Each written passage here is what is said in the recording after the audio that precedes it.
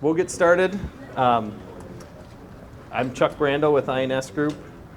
And I'm Joe Muchler with the Faribault County Soil and Water Conservation District. Feel free to ask questions during our presentation. I'd rather prefer that we have some discussion, but we should have time at the end for questions also. We're going to talk about multi-purpose drainage management plans. This afternoon, there's going to be a seminar with Al Keen and Anna Bramblett on how these plans or how these things can be funded. So we've kind of set it up. So here's the introduction. And if you want to know more about how they're funded, there will be a session this afternoon. Let a few other you guys sit down.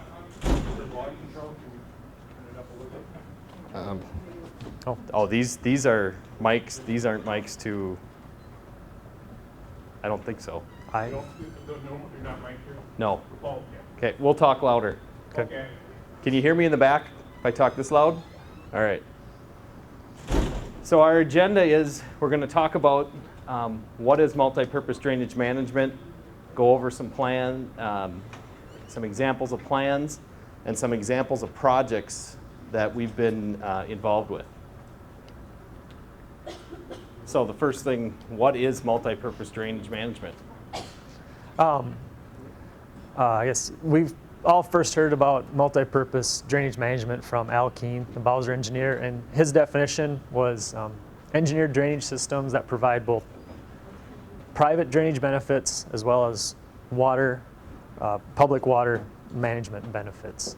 So that's how this whole concept started, was Al Keen's vision of multi-purpose drainage management. And why are us two guys talking to you about this? There were, through Faribault County, at SWCD, and Blue Earth County, which ISG is the engineer for the Drainage Authority, there were grants that were obtained, and I'll let...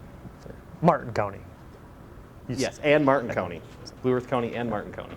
So, the Faribault County Soil and Water Conservation District received a 2013 grant to fund writing of these multi-purpose drainage management plans. And just a little bit about the process. We start out by inventorying the system, going out and visually looking at the drainage system, recording side inlets, tile outlets, other structures on the system to kind of build a record. Take a lot of photos, then go back and use pictometry, aerial photography, LiDAR, drainage system plans to kind of get a good background of the system.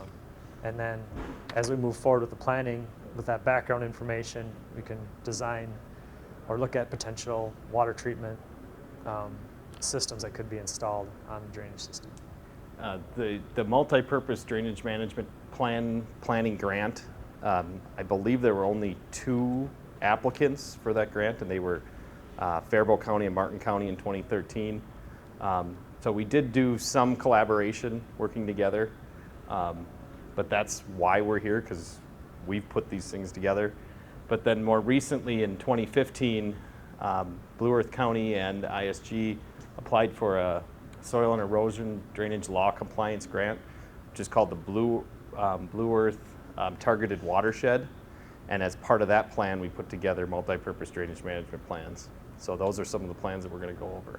But that's why we're here talking to you, because we've put together some of these plans. So why should we do multi-purpose drainage management? Well, a lot of the discussion this morning on buffers, the importance of buffers, why are they needed, but also, we've got over 20,000 miles of public open ditch, more than that in public tile. You've got private ditches, streams, private tile. And like Kurt said this morning, a lot of these systems are 100 years old and they're in need of repairs and upgrades. So all of them are opportunities to do something. These systems were designed 100 years ago to get the water off the landscape. They need to be repaired. We can repair, improve them, change them, and use multi-purpose drainage management as a tool to help improve water quality. So They're all opportunities. And I could show you this picture in 6 different counties and or maybe even more than that, all the counties, and they would say, that's my tile. And so this one's in Blue Earth County, by the way, but we see a lot of things worse than that. Same with the ditch. You've got ditch sloughing, ditches filling in, and they're all opportunities to do multi-purpose drainage management. So when we put together the plans, ISG looked at it one way, and Faribault County SWCD looked at it a different way. So for ISG, we broke it down into 3 types: preventative measures, control measures, and treatment measures. Preventative measures are conservation practices that can be applied towards the existing agricultural land without dramatically changing the landscape, and we'll go over examples of these. Control measures, they convey water, control flow, direction or rate, or maintain a desired water elevation. And treatment measures, they treat runoff and drainage by providing filtering through the use of vegetated cover or water storage. And for our Faribault County plans, we also broke it out into 3 different categories with just a little different terminology. First one is on-field practices. Those are ones that a landowner can apply on their farmland, again, without changing the landscape. They have the on-farm practices. Those are practices that maybe an individual landowner or small group could implement. Those are ways to control their surface water or treat and control subsurface drainage. And then the final one was the on-drainage systems. Those would be the larger projects where the whole drainage system gets together, and how can we treat, reduce peak flow, the water before it is discharged into a public water or another drainage system. And I put some of where I thought our control measures fit into just to line up. Relatively close on how we broke it down. I do like the way Joe did that. I think it's a better description for the landowners on where these practices could go. That being said, we're using our format for the presentation. Yeah. So first we'll talk about preventative measures. Some examples of that. Well, this is your slide.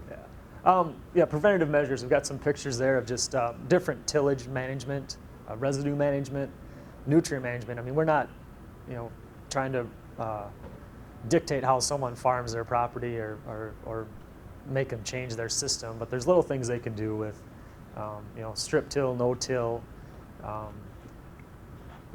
again, a whole host of things we can do. We're just trying to present this to them. Nutrient management, maybe timing of fertilizer applications, using less soluble nitrate or nitrogen fertilizers, applying it when the crop is growing and the crop can use it instead of 6 months before that crop actually needs it.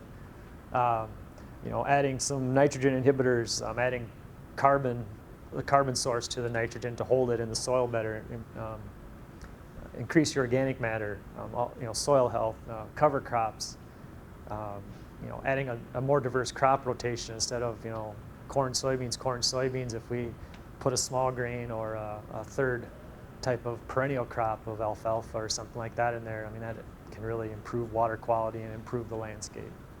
So these are all preventative measures that farmers can do on their farm, on their field, to help drainage and water quality. And I think from, as myself being an engineer for drainage authorities, and you're an SWCD, the SWCD has a greater role in preventative measures than the drainage authority does. The drainage authority is more concerned about the ditch system. Mm-hmm. So right. Saying it's on farm or on field is a good way to put it. Examples of control measures. There's many different types of control measures. One example is a water control structure, and this could be used for many different types of things. Controlling water levels during different times of years through side inlets, controlling water in tile with controlled drainage, which we'll talk about a little bit later. Controlling a pond outlet that maybe is wet during certain times of year and dry during other times of year. for haying it. Just the word control is in the control structure, so it fits in this category very well. A two-stage ditch we classify as a control structure. A two-stage ditch is a non-standard ditch. It's a channel within a channel. This is a picture of CD 57 down by Mapleton. It was designed with a 2 to 3 foot wide bottom channel and then 10-foot banks that what it does is the water stays in the center channel and your wetted perimeter stays away from your steep side slope, which helps reduce erosion. But during flooding events, you also get nutrient uptake along the grassed benches. We'll be talking a little bit more about two-stage ditches this afternoon in the presentation on CD 57, going into a little bit more detail. These next two, the tile inlet control and alternative side inlets, are kind of related.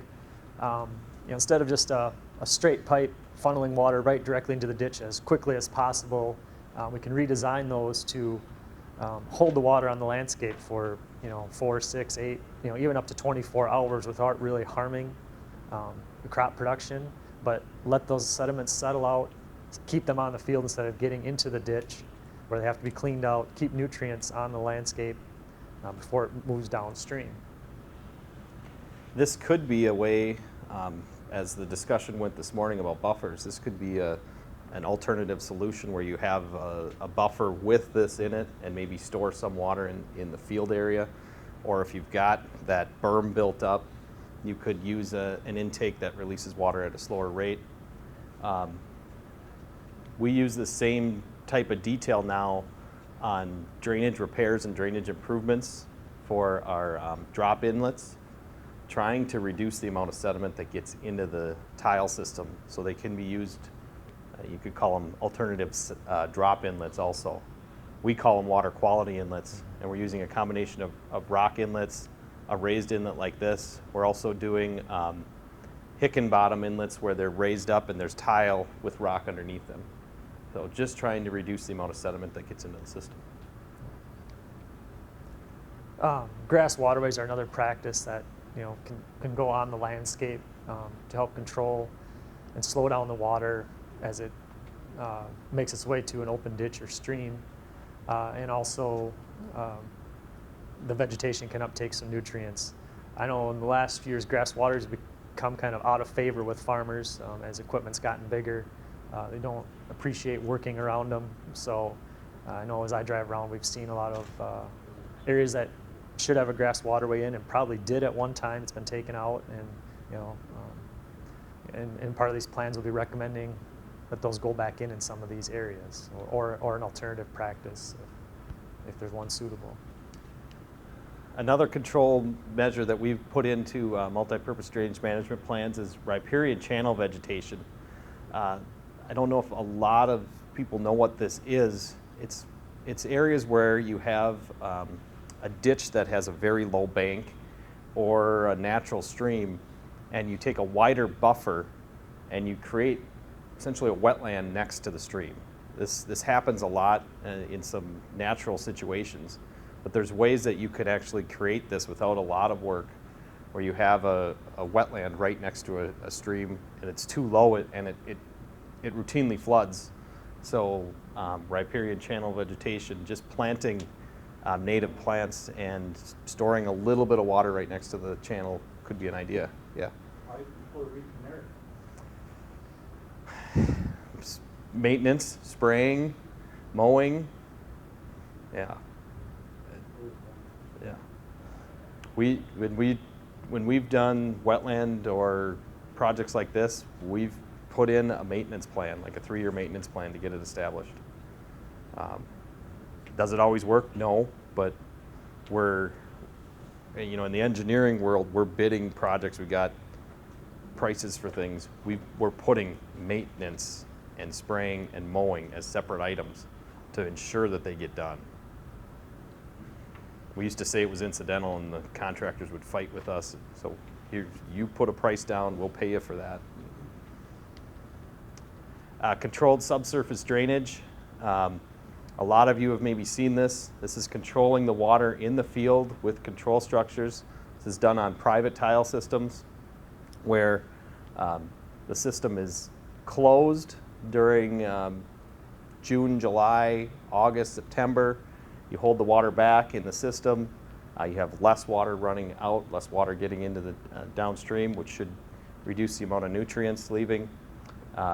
During the harvest or planting, you open it up, you allow the drain tile to work properly, you can get in the fields, and then there's debate on whether it should be closed or open during the winter. But the goal is to capture excess flow in the middle of the growing season and try to get some of that water up into the plants and then reduce the amount of sediment going downstream. NRCS is changing the wording on their grade stabilization structures to allow for changes in the protocol for the boards based on freezing, the potential of freezing. They won't allow the other language that we would more like, but they are going to have something in there so that you'll see a change in the actual standard at NRCS. A lot of the systems that we look at for multi-purpose drainage management, controlled drainage could occur, in a lot of the areas. We have a lot of flat areas where controlled drainage would work. You need, on average, you want to get 15 acres where you only have 1 to 2 feet of fall tiled to one spot, so you have one control structure for that. It's better if you can get more acres to do that, but if you take an 80-acre field and you can break it down and you can do 3 or 4 structures, that's doing really well. Another control measure that we've seen used is tow-wood sod mats. Those would be more on a natural channel where you're getting erosion. Could also be done on a ditch system. And instead of hard armoring an area that's sloughing in or eroding, you can use more native wood and willows and plantings to create essentially a weir or a stabilized bank for the bottom of that channel. The largest example of this that I've seen in this area is along the Le Sueur River, just southeast of Mankato. The DNR worked with a few landowners to help stop some sloughing that was occurring by putting in tow-wood sod mats. They've held up fairly well through some of the observations I've seen. Treatment measures, some examples. And as we heard earlier, filter strips are a hot topic right now. They do help, just inherently in their nature, do help keep the water cleaner, reduce maintenance on the drainage systems and ditches. But also, we heard this morning that it might be up to 100,000 acres in Minnesota that's potentially taken out of production. That gives us a lot of area to install, whether it's a bioreactor, do some work with alternative side inlets to store water on that buffer area. The possibilities are endless on what could be done on that area now. So it should make implementing some of these practices much, much easier. Wetland restorations are an important part of multi-purpose drainage management plans. There's opportunities for this in many areas too. Some of the challenges are purchasing property. There's ways to do that through either privately, through private wetland banks, or through RIM WRP, but they do provide a good solution for nutrient uptake. A lot of the areas where we identify controlled drainage could also be wetland restorations. So sometimes in these multi-purpose drainage management plans, we'll give 2 options for an area where it might be best for a wetland restoration, but that landowner is not willing to give up that property. Maybe it's his only 40 acres that he owns. So controlled drainage might be an alternative solution for that. Sediment basins, ponds, storage. This is one that on drainage systems can be very effective. This is a picture of CD57, approximately 4 acres that was taken out of production. We have a 48-inch pipe coming in, a 15-inch pipe coming out. We're treating just over 2,000 acres that come through this area. We've shown with some monitoring that we can reduce peak flows by 25% with a pond similar to this size. And they can be sized multiple different sizes. You could have a 40-acre pond, you could have a 4-acre pond. It depends on the situation, the land, the elevations.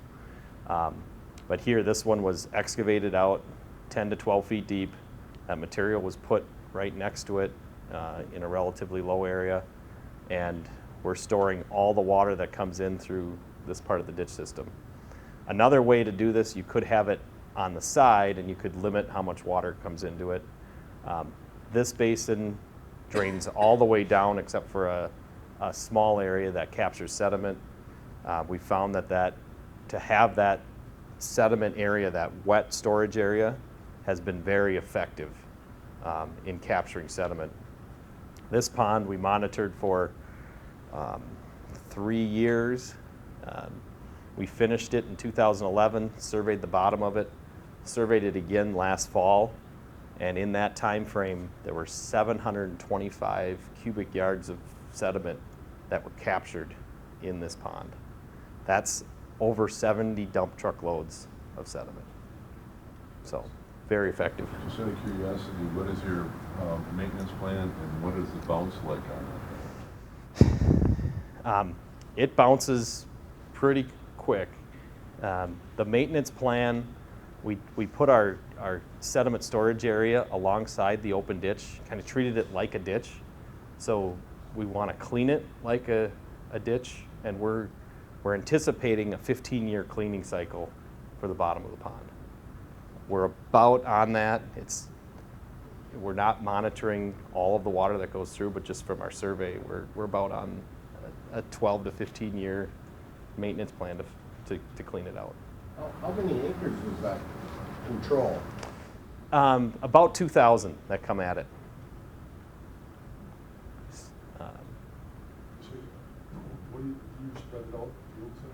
Yeah, we would spread it out in the fields just like we would clean the bottom of the ditch.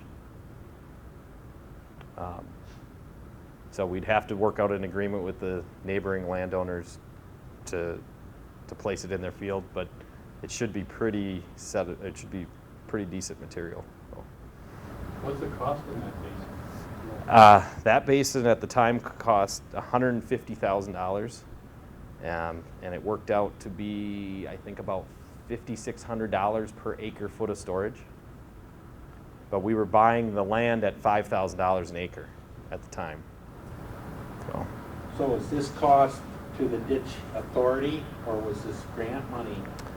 This one was grant money, but I've done other ones that have been cost to the ditch authority or to the drainage system themselves. We've probably done, this is the biggest one. We've got one planned in Martin County that will be about 20 acres. And at this point, we're looking for funding, but at this point, the landowners are going to pay for it as part of their drainage improvement. Now, I understand that sometimes you can run a ditch into a wetland that's a natural wetland, and then the outlet is a smaller pipe, so it serves as a basin, but you can't necessarily always find a suitable wetland along the ditch system. That's the problem. That's the problem. So here we dug a big hole. Okay. We dug a bathtub. Oh. Now, a 15-inch pipe isn't going to take the flow of 2,000 acres without backing it up along edges. We built a riprap overflow that's lower than the top of the ditch adjacent to it. So when it fills up, it can overtop before it would flood. We got an emergency overflow. And in what you've seen for operation, how often does that overtop? Many times. But we designed it to overtop relatively frequently, about at the 10-year event. Okay. So, and this system has had a couple 10-year events, a 25-year event. 13 and 14 were wet. This is a 25-year event the day after. And it's overtopped. It's overtopped. 4.5, but this was 2.5 in about an hour and a half. So 4.5 in 24 hours, but this is 2.5 inches in about an hour and a half, 2 hours. It came down really fast. So. Now, if in the watershed before it gets to this basin, if there were other control structures on private tile, that would have slowed down the flow of the water too. Yep. So you could have so you could eliminate the overflow if you did some of that. Yeah, you could use, and that's the purpose of a multi-purpose drainage management plan, is to put together where do these pieces fit the best, and then they can work in conjunction. So maybe if you had controlled drainage up here and a grass waterway, you could shrink this pond by 10% or something like that. So where does the overflow go to? Does it flood the fields then? No, it goes into a ditch. Okay, so you've got a smaller pipe going out. You're just trying to slow the flow up, but at peak flow, you've got that anyway, don't you? Well, there's actually two controls on this. There's a 15-inch pipe, and then directly downstream there's I believe a 60-inch culvert. So the 15-inch pipe fills up, it overtops. The 60-inch culvert fills up and backs up more water into the system. But the design was that the 100-year event stays within the ditch and doesn't flood the farm fields. This flooding over here that's shown is because of some side inlet controls. You're looking at the two-stage ditch is acting as a very lengthy pond. Yeah, there's a two-stage ditch that this drains into also that acts as a large linear pond and has a restricted outlet. If you want to learn more about this, What's the Come- average slope on the upper end on the ditch system, of this? it's 0.1%. Oh, so flat. Yeah. If you want to learn more about this one, tract 3 in the afternoon. We'll talk more detail. Another treatment measure is wood chip bioreactors, which can be put on either public or private tile systems, which act as a treatment for nitrogen. We've got an example that might be the first one on a public system coming up that we'll show you. And then saturated buffers. This maybe isn't the best picture for saturated buffers, but if a buffer's over here, you could put in a tile adjacent to the ditch or the waterway and store water in that buffer. We'll show you an example of that too coming up. And I think with the new buffer law, I think there's going to be a lot of opportunity to put saturated buffers in along some of these buffered areas. So examples of plans. I'll start out with the Blue Earth County Targeted Watershed Inventory. That program, we looked at 4 watersheds in Blue Earth County, one that is shared with Martin County and one that's shared a little bit with Waseca County.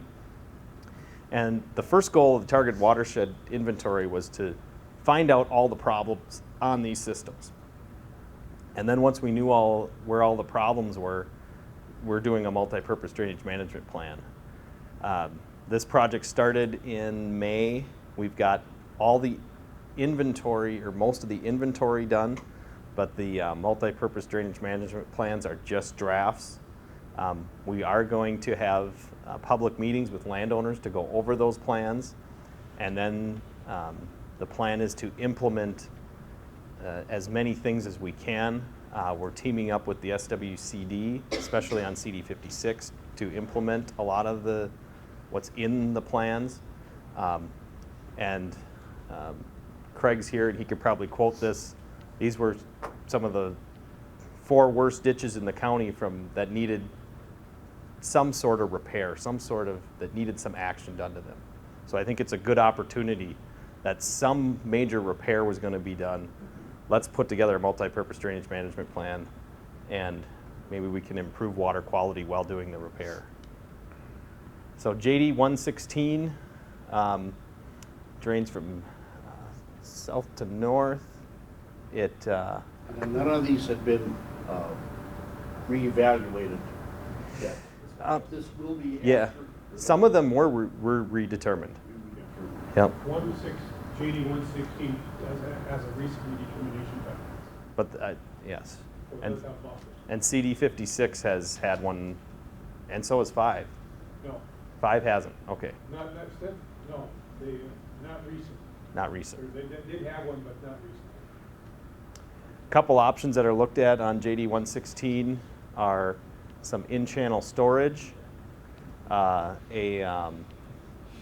saturated buffer, wood chip bioreactor down on the southern end, and then in all of the plans, cover crops and nutrient management. CD5, kind of an interesting system. There's already some DNR purchased areas that have been restored as wetlands. So those are identified on the plan. There's other wetland restorations that could be done. There's a naturally forming 2-stage ditch that we found that maybe could be established as a 2-stage ditch, not cleaned as a standard ditch. There's areas that could have wider buffers, and then cover crops and nutrient management. CD 56, this was the first one that we've actually got the furthest along. CD 56 drains in through the city of Lake Crystal into Crystal Lake, which if you're from this area, you know that is very impaired. There's a lot of issues on CD 56. We're teaming up with the SWCD, the Drainage Authority. There's a group called Crystal Waters and the city of Lake Crystal to try to clean up this watershed as best as we can, and the landowners. So the SWCD is targeting a lot of the preventative measures and have worked with landowners, and they've got that relationship established. And we've kind of concentrated on the ditch system itself, identified some controlled drainage areas, 2 potential storage areas. There's actually a private wetland restoration that's going to happen in this watershed. So the timing of this inventory and the timing of this plan is very good because there's a lot of things going on, and there's a group getting together to do this. So the last one, we have CD 86. Many of you may know this as the Buford Ditch. We've got a few things called out here. There's portions that are forming a natural 2-stage ditch. There's saturated buffers, storage areas, controlled drainage and wetland restorations, wood chip bioreactor. Where's Highway 22 on that? Highway 22 is right here, I believe. So that one, you've got a gauging station, I believe, that we can, correct? Correct. And we haven't worked with anybody yet on, Because I'm putting a culvert at 222 right there. yeah, this plan is not developed very, you're seeing the first draft. So there is some collaboration that needs to be done yet on this one. There's been no meetings with any other agencies, any other landowner groups. We started out with 56, and we've kind of put a lot of emphasis on that because there's momentum there and there's things happening. Blue Earth County Ditch 57, this was what I'd call our first multi-purpose drainage management plan. We didn't call it that at the time. We'll talk about that this afternoon. That has the storage pond, it has a 2-stage ditch, it has a rate control weir. So there's many things that were implemented as part of that. We talked, Where that ditch, what river, does it go in the Leesore River? goes into the Cobb, which goes into the LeSueur. Okay. And the city of Mapleton is right here. Okay. So 22 comes through like this. We talked about this pond in detail a little bit already. The two-stage ditch. We got the note in the wrong space. The two-stage ditch is actually down here. There's actually another concrete weir right after the two-stage ditch as well. Yeah, there's a concrete weir here, and then there's culvert control downstream too. Other plans that we did, the Martin County, we called it the Martin County MDM plan. This is different than Blue Earth County in the fact that these were all systems that were looking at potential improvements. So how could we add multi-purpose drainage management to those improvements? JD 51 is an all-tile system. It drains into Elm Creek. We're looking at, we've looked at different options for a two-stage ditch, pond.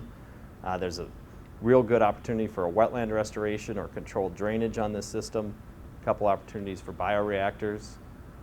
There is existing BMPs. A landowner's been working with the U of M. There's a bioreactor and CRP on the end of the system. Martin County JCD 350. This is a potential improvement. It's currently working on a DNR permit. Very large system, 18,000 acres, lots of opportunity. Part of this is a natural stream, and there's issues with erosion on the natural stream. That's where the toewood sod mats may come in. There's an opportunity for a riparian channel on this system. And there's three other tile systems that drain into this.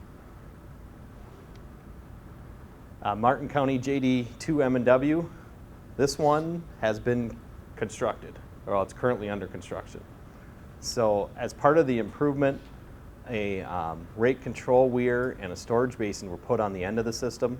We looked at, as part of the MDM plan, 3 different areas that could work for that. We ended up with this area here. It has a rate control weir on it. The entire system was improved. All the areas, you might not be able to see them in yellow. There's potential for 300 to 400 acres of controlled drainage on the system. We think, we gave a presentation just on controlled drainage to the watershed, and pretty sure that we're going to get 2 or 3 landowners to sign up for controlled drainage after looking at the MDM plan. And then Martin County CD 29 and JD 367.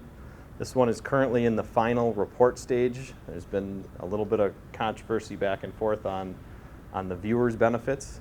And this was the MDM plan that was completed, but we're actually looking at implementing a 20-acre pond down in this area.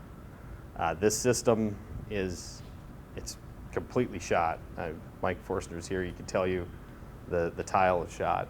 And so we're trying to look at opportunities, wetland restorations, controlled drainage, and the pond system that we're looking at is a combination wetland enhancement pond project where we have a 2-stage system.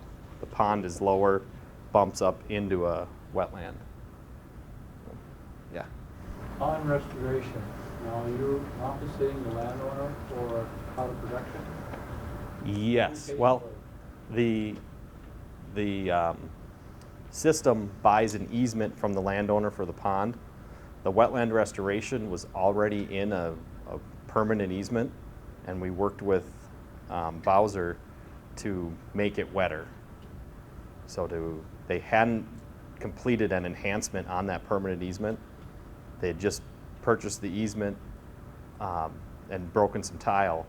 So we're using the plumbing in the pond to back water up into the wetland to create a wetter area, and digging a few holes to have some permanent water in the. Allow you to dig? Yes.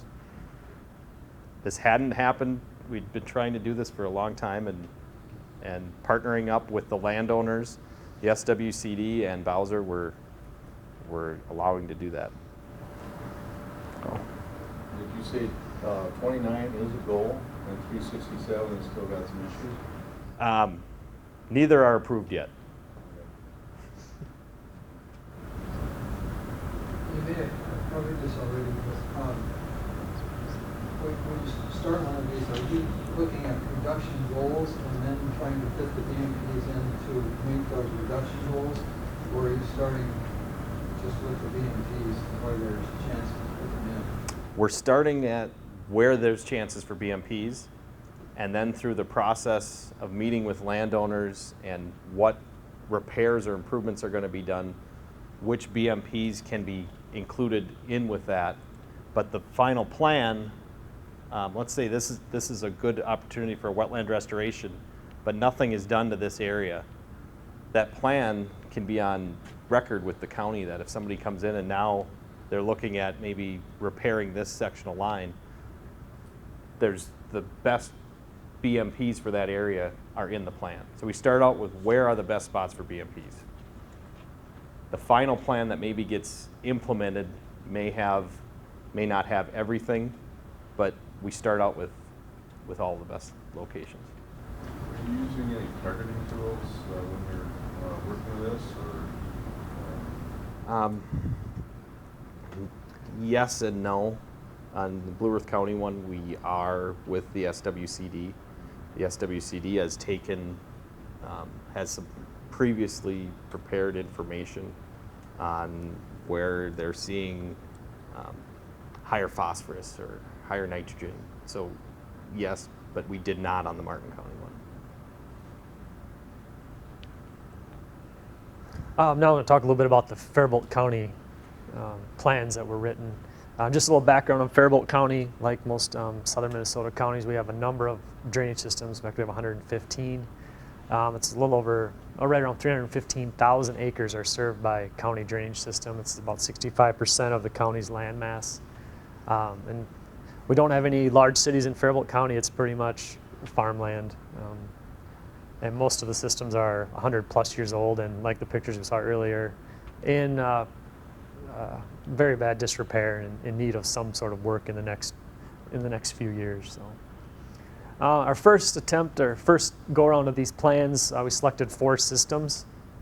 A couple because we had engaged active landowners, and then a couple that were going through the redetermination of benefit process.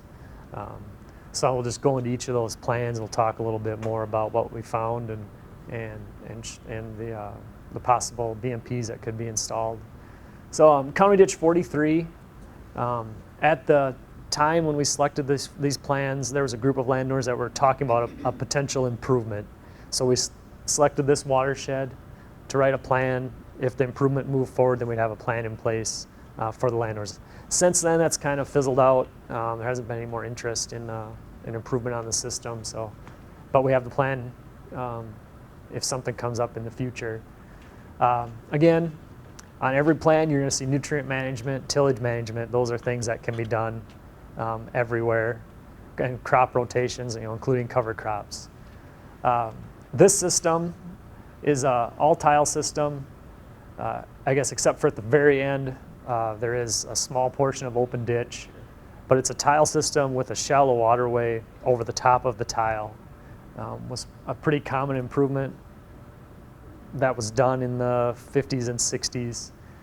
Not the best practice. Now the tile is very shallow, very undersized. So we just go through, look at the watershed. Again, similar to ISG's plans, we look at areas that are potential fits for controlled drainage. Those areas highlighted or hatched in yellow. This system, there were currently no buffers on it. So we highlight the areas that could be buffered. Along with that would come side inlet control and alternative side inlets. There's a couple areas in this system that are potential sites for wood chip bioreactors up there towards the very end of the system. Yep. And this one had a little bit of water storage area.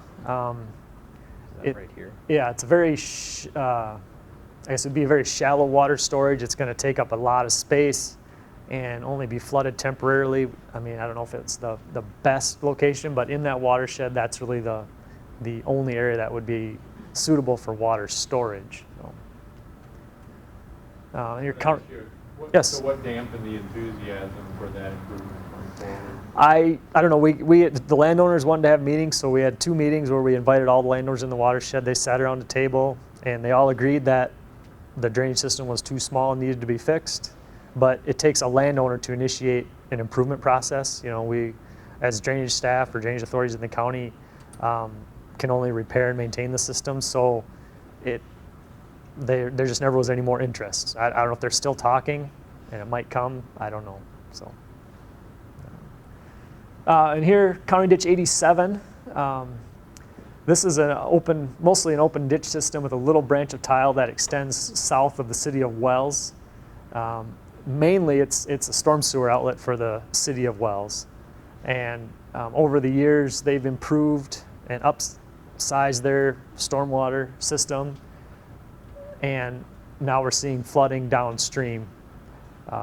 So this one, we have, within our soil and water office, have an urban specialist who's been working with the city of Wells to do some water quality, some water retention, you know, promoting rain gardens and such. So we thought this would be a good plan to bring a municipality in, and if they want to do some things, it's a drainage system, but it's also a city, you know, and how we could collaborate and work together to, you know, clean up the water and mitigate, you know, downstream impacts. So again, our recommended practices on the farmland are nutrient tillage, crop rotations, and this system does not have filter strips currently, or buffer strips, so they would be installed. There's a couple locations that are suitable for wood chip bioreactors.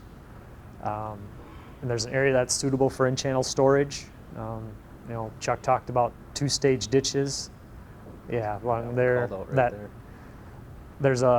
the ditch goes underneath the road a couple of times. You know, those culverts could be sized appropriately to potentially store some water.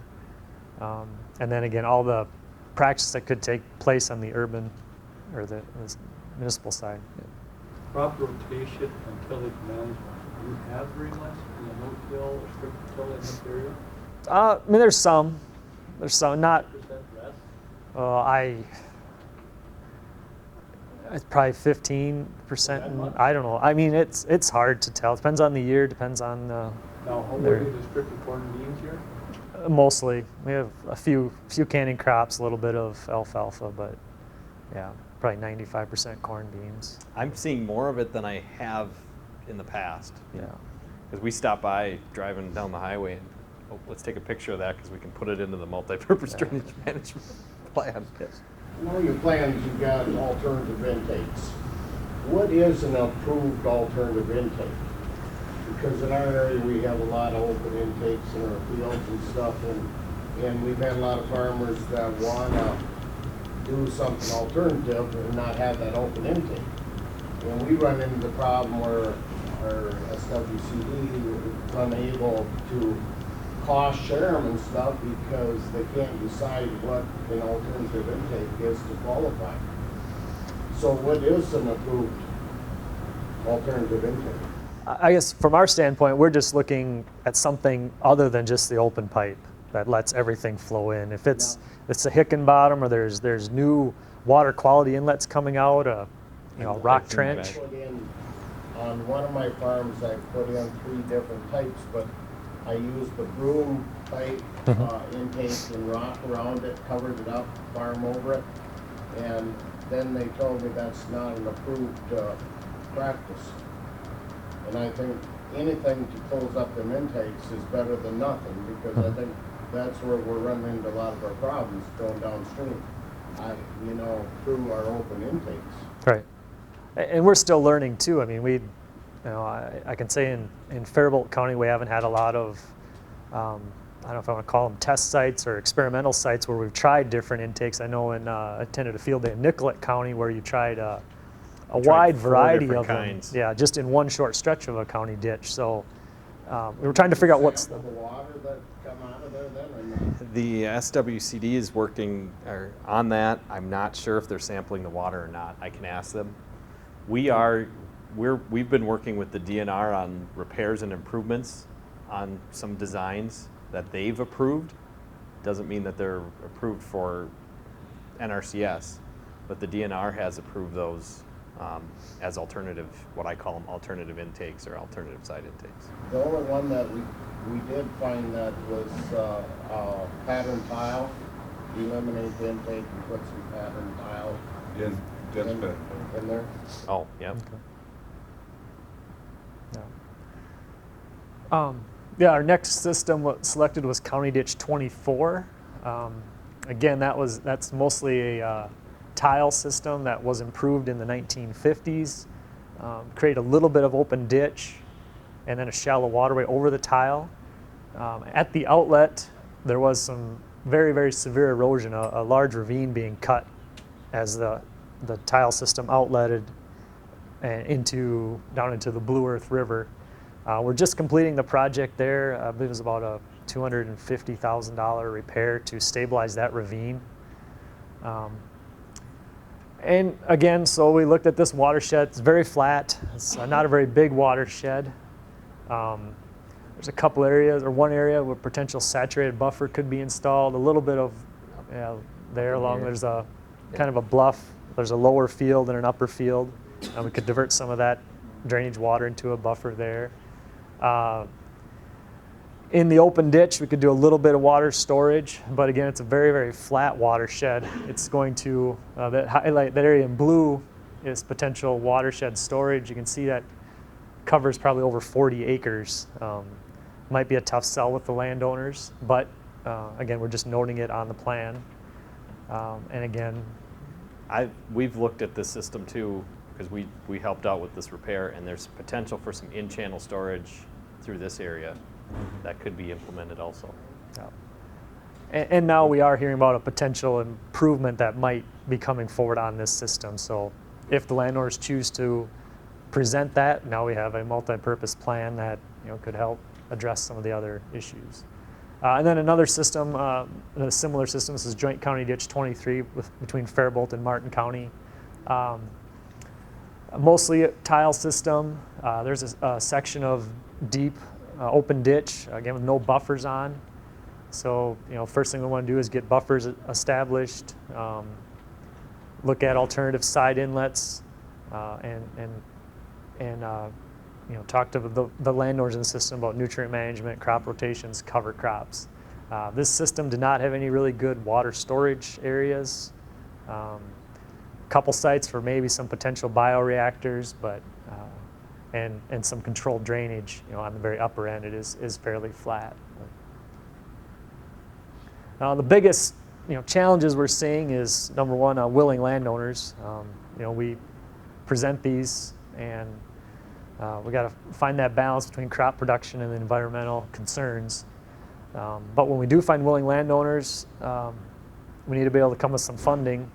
And usually when the interest is hot, we need to move quickly and try and get the project going. Unfortunately, farmers are really impatient. They want to see something happening. When you present a plan to the authority, to the landowners, do you get also an estimate of, say, volume reduction, an estimate of nutrient reduction, those types of things? We currently are not. I guess at the Soil and Water, we're not set up to do the modeling and we have been in our reports. We've been putting an estimate of cost and an estimate of potential reductions. Sometimes we simplify that by if you do 5 acres of X, here's what you get out of it, or here's what the costs are. But we're putting together, kind of a spreadsheet template that says for these practices, here are the costs, and then for some of the bigger ones where we knew, a bioreactor that would be this size, $50,000. A pond like CD57, $150,000. We are doing some of that. And the Blue Earth County targeted watershed inventory, we are putting together cost estimates for a lot of these practices. So I was thinking in particular of that 40-acre storage you were thinking of, if you had some kind of an estimate of what the benefit was that we presented at the same time. I guess so. We aren't aren't doing that, but I mean, we could look at that moving forward. We're running out of time Yeah. here, so go ahead. I want to put a plug in for the track 2 for this afternoon for funding. There's a new grant program coming out, Al Kane is going to be talking about, that is related to 015 in the drainage law, that talks about consideration of a lot of what we're talking about here in terms of on-system, on-field, on-farm kind of activities related to obviously clean water, but also flooding and some other issues. So you might want to keep track of that. I'll quickly go through this and just show some examples. This is a Faribault County Ditch 62, 700-acre tile system, proposing to put 3 bioreactors on the end of it. This project has been funded, working with the Drainage Authority, Faribault County SWCD, and then ISG. So could be a very good opportunity. Same landowner on the west side of the Blue Earth River, looking at a saturated buffer that hopefully will be implemented this fall. This is a project that was done privately. This is Lake Washington. This is the city of Madison Lake. Joint Blue Earth, LeSueur JD2, a private wetland restoration that includes 45 acres of permanent wetland and 45 acres of buffer. Here's a picture. This was just finished this spring. This is really the first time it overtopped. We had a 5-foot drop in the system, so we actually put a 7-foot high weir wall that dammed up and created this large wetland. The picture of the wetland. Watonwan County JD 13. I threw this in here. City of Butterfield's over here. Working with other agencies can be beneficial when you're putting together a multi-purpose drainage management plan. MnDOT was putting in the 4-lane improvement to Highway 60, and we're purchasing an area for a pond. The ditch system worked with MnDOT and got the pond to be larger and eliminated a large section of pipe. So this pond is utilized by both MnDOT and the ditch system. Here's an example with the pond filled up and a portion of the ditch running into it. Summary, we've got to go, but changes to 103E, the implementation of MDM plans into all drainage projects last year. We're now doing MDM plans for every ditch improvement that comes through our office. This allows for more landowner involvement. When they're incorporated, they can provide options that can be utilized immediately or later when landowners have issues on other parts of the system. Allows to look at conservation funding at the start of projects. You've got a list of some of those costs like you talked about, that when somebody comes in to your office or who's the Drainage Authority's office and says, I want to do this, well, here's a potential cost. It can get things moving a little bit faster. So, sorry we ran out of time, but we had questions during. I just want to ask, Joel here. Yep. Counties have judicial ditches when the watershed goes between 2 counties. What about the state of Iowa? What does Faribault County do there? Do you have an hour? We're actually working on a project right now, we're and I could answer that in more detail we can talk on the side. but, yeah. Thank you. Well, it's